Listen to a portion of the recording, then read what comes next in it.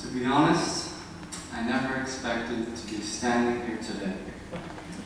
I thought I would have a chair so I could sit down.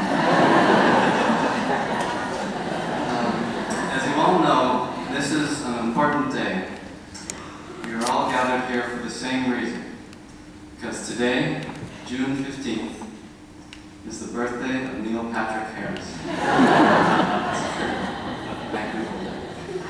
What you may not know is that today is also the day of our graduation. It's true. Check the school calendar. So we are blessed that Neil Patrick Harris has honored us with this indirect association. Unfortunately, Mr. Harris couldn't make it to the ceremony because he is a famous celebrity. But I digress. Truly, today's focus is on you guys. And if we have time, we'll get to you guys as well. Today, I won't bore you with cliches of this class being the chosen generation, but I think you'll agree this graduating class is pretty awesome. Basil is a champion horseback rider. Kelsey starred in a beauty pageant. Ariel released an album. Belche is a world-class b-baller.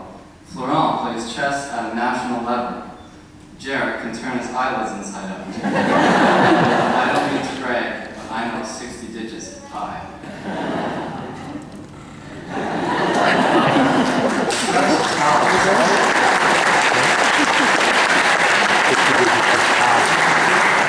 Maybe it's just a coincidence that we all go to the same school. But the class of 2012 is set apart for other reasons. This year, we graduate alongside such great minds as Justin Bieber and the characters on Glee. We are the last graduating class before the world ends in December 2012. And we are the only class in 100 years for which the number of the grade we finish matches the last digits of the year that we finished that grade.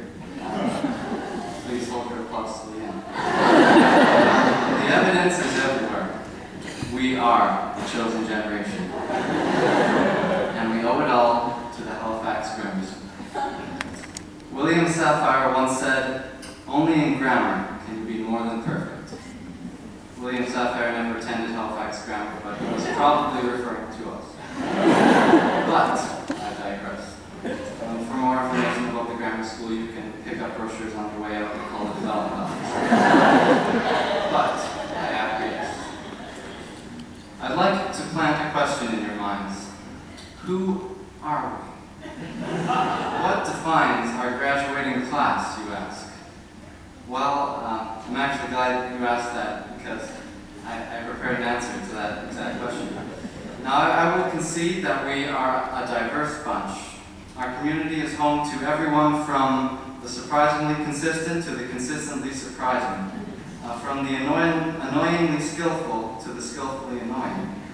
From the socially awkward to the awkwardly social to the awkward socialists. From the repetitively repetitive to the repetitively repetitive. But I digress. Diversity. We are a smorgasbord if ever I saw one. And we are well aware of each other's differences. Differences in race, in opinion, in iPhone model, to name a few. But still, there is something that unites us. Let me explain. I once heard it said that anyone who comes to grammar gets somehow converted to a grammarian, and I now see how this is true. Like it or not, when you come here, you become one of us. No matter how public your prior education is. We do have something in common, and there are three characteristics that I think apply to all of us. The first is that we're intellectual. Regardless of your grades, learning has become part of your life. Academics slowly infiltrate your social life. You find yourself making chemistry jokes or madly discussing a test after you've written it, dressing as a character from the Iliad for Halloween, chatting with teachers, or sending a candygram that says, "If I was an enzyme, I'd be DNA helicase so I could unzip your genes."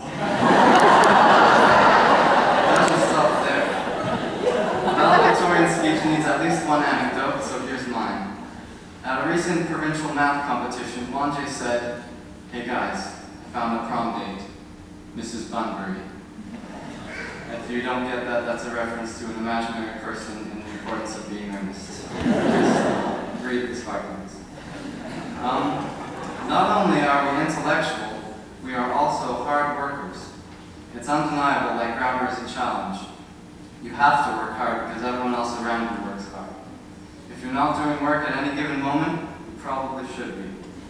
And with such a heavy workload, we've been forced to develop life skills like planning, organization, and procrastination. Believe me, procrastination is a mark of character. People think it's a sign of laziness, but I assure you, procrastination requires more work in the long run. Anyone can complete an assignment by working away at it for a long period of time, but it takes a fine-tuned skill to pull together an entire project in the last minute. When I walk into the computer lab and see someone playing on OMG Pop or Tetris, instead of working on an upcoming assignment, I respect that. That guy is not taking the easy way out. So as I said, grammar students are hard workers.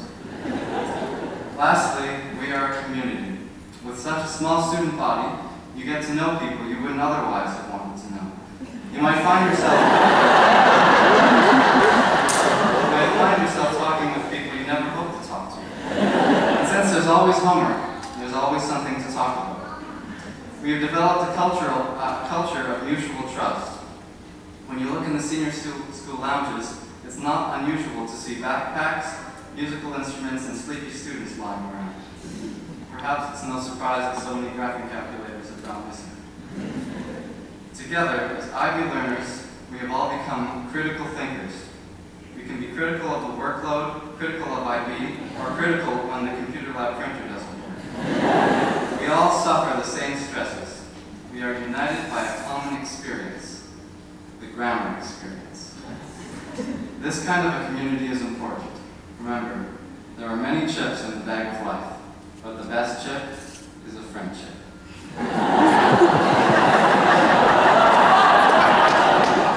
In conclusion, the most prominent characteristics of the elder grammarians are intellectualism, work ethic, and community spirit.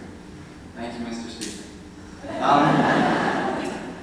But all of this is coming to an end.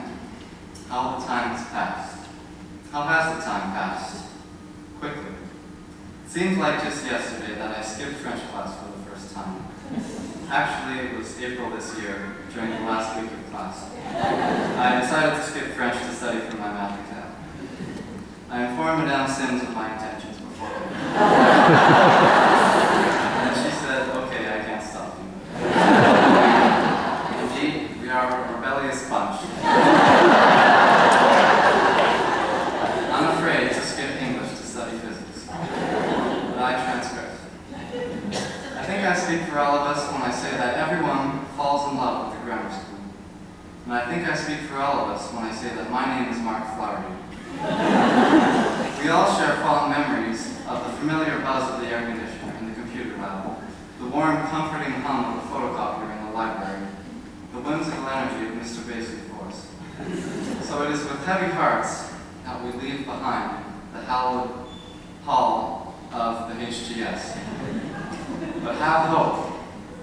For those of you who think your high school years are the best years of your life, for those of you who thirst for stress and cherish living according to the rules established by IB, let me remind you that this isn't the end. This is just the beginning of the end. There's no need to be disappointed now. Life is full of disappointment. Don't cry because it's over. Cry because it can happen again. Childhood may be over, but this isn't a dead end. On the contrary, thousands of dead-end jobs are waiting for you. If you wish to pursue. If you will miss pulling out your hair over stressful tests and assignments, let me remind you that your hair will probably fall out anyway. Alternatively, you could live a happy, meaningful life.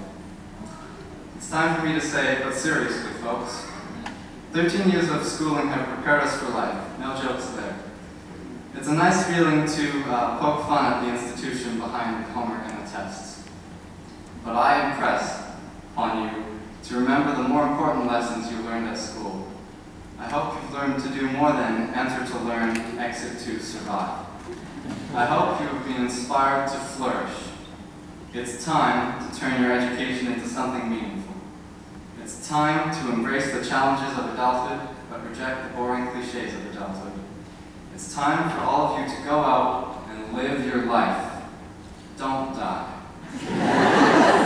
It's time for me to wrap up my speech. But I confess that we all owe a big thanks to the people in the school community who do so much more than they have to. You know who you are. Not the least of which are the teachers. Without these marvelous and devoted teachers, the school would have had to hire different teachers. But still, with different teachers, something would have been different. Probably the teachers. But seriously, these people are like a dozen extra sets of mothers and fathers. They spend countless and uncounted hours with their children. And if you need it, they will gladly offer you life counseling, drive to the hospital, or extra practice problems. They pour out their respective hearts and souls for us, and we will all carry their hearts with us wherever we go. To the teachers, I say, thanks, moms and dads.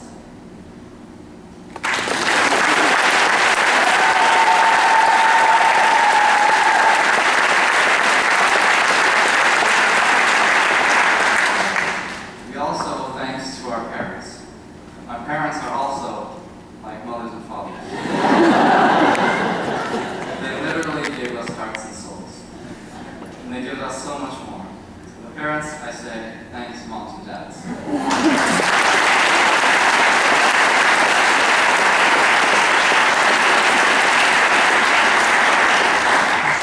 To the future graduates in the room, I say, stick with it. No matter how many tries it takes, it'll be worth it. To the current graduates, I wish you the best of luck in the next 13 years. When you tell your future friends and employers about your childhood, make sure you say, yes, the Halifax Grammar School. As for the final words of my speech, I couldn't decide which of these two options would best describe our collective educational experience, so I'll say both. The first option, congratulations. And the second option,